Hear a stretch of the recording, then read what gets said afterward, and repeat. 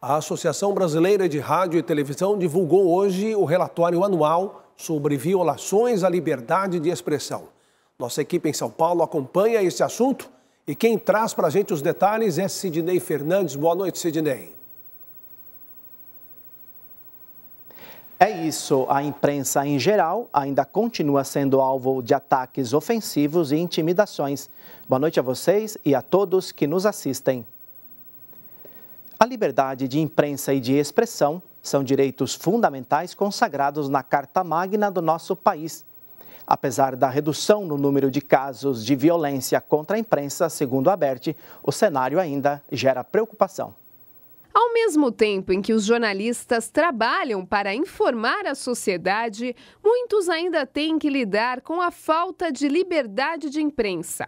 Segundo o relatório de violações contra a imprensa e dados divulgados hoje pela Associação Brasileira de Emissoras de Rádio e Televisão, há registros de um assassinato e de violência envolvendo pelo menos 163 jornalistas e veículos de comunicação no Brasil, além dos casos de censura em 2023. Num capítulo específico da Constituição que chama Comunicação Social, ele prevê liberdades de imprensa amplas, que são o artigo 220 seguintes da Constituição. A grande preocupação para o direito é que esses movimentos, eles acabam tentando reprimir o que um lado se pronuncie. Mesmo com uma queda de 19% nos casos de violência contra a imprensa no último ano, o Brasil ainda é considerado um território de situação problemática para jornalistas exercerem sua profissão, segundo a organização Repórteres Sem Fronteiras, motivo de preocupação para muitos profissionais. Essa agressão física, ela deixou de ser relativa a conflitos e passou a ser no dia a dia dos repórteres. Por exemplo, cobertura da pandemia de Covid-19.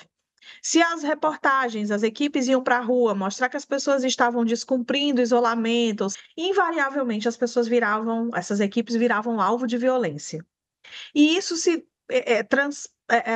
perpassa hoje em dia a todo e qualquer tipo de cobertura.